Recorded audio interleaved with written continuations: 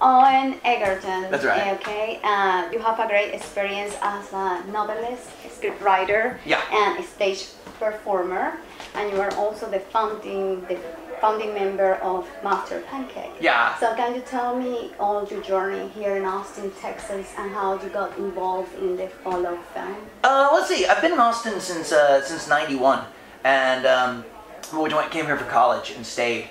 And it was always a great town. It was a great town that I could afford to live in, and was always encouraging me to do whatever kind of art. So yeah, I moved to Austin in 1991 for school, and it just always was encouraging. And for a while, when I was writing my first novel, I was living in a VW van and typing during the day and doing comedy gigs at night. And that's when I started doing stuff at the Alamo and making fun of movies at the Alamo, and that was just so much fun. And then I started watching midnight movies at the Alamo. Noah knows because he's been part of that scene, and like just this great combination of film lovers and film freaks, you know, people who know some obscure movie that was only released on video once in 1982, but you've got to see it. And that kind of community. I started writing movies some years later and having a blast in that world, but at some point I was realizing I was going for gigs of movies that I didn't necessarily want to watch.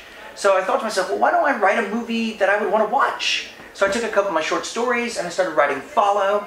I joined up with Seth Kaplan. We had a short that played at South by a couple of years ago based on this. And then It was a short film. Short film called Follow. Short film, and now it's Yes. Okay. And then Chris Colbert got involved, and then we started building it, and then Noah signed up to be in the movie, and he just fits the role perfectly. I mean, actually, he didn't just fit the role, because fitting the role would seem like the role was perfect at that point, but Noah came in and he's like, this is what it should be, and just made... There's violence, there's Christmas, and there's a smidge of necrophilia. I don't know if we don't really, there's not, I mean, you know, necrophilia is a very word, necrophilia in the broadest sense of the term. And Christmas in the necrophilia for the whole family, That's really. it. I think it's really, it's very wholesome, it's sweet necrophilia, it's romantic It really is. necrophilia. It is. Yeah.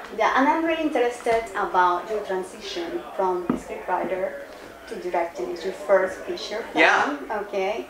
So Well, it's funny because, you know, scriptwriters are known for being very precious about their scripts, and directors are known somewhat for being like, we're in the process now, and they throw the scriptwriter under the bus. I mean, like, a lot of times scriptwriters are not allowed on set because they're like, what do you can't change that line? I bled over that line. And I found myself as a director totally throwing the scriptwriter, like, I don't even know who wrote this piece of crap. Ah! But I love the process. I mean, I think actually being able to see what you write on the script and then see it be interpreted by an artist, and then see it have, you know, the lights being done by Eliane Fenton, who is our DP, give it more texture. Watch this world that was just words come to life, and see it come to creation is outstanding. It's an amazing experience. But Owen is, as usual, being very, very humble and and modest. And you know, when you work on a movie and you're not the person who came up with the idea, the first thing that you have to go with, the first inspiration that you have is the script. So if the script isn't any good, then why are nobody's going to work on it. Nobody's going to like it. It's no good. You're not interested in it. And so, you know, as collaborative as Owen has been, and as many changes as you have to make on an independent film, you make this little tiny movie, and you don't have a lot of money, you don't have a lot of time, and you know, and yet you're trying to make something that is just as good and connected to an audience as a big movie, right? You don't want to make it seem like it's just good because it's small. You want it to seem good because it's good. And the only thing that you have to really start with, the foundation, is the script.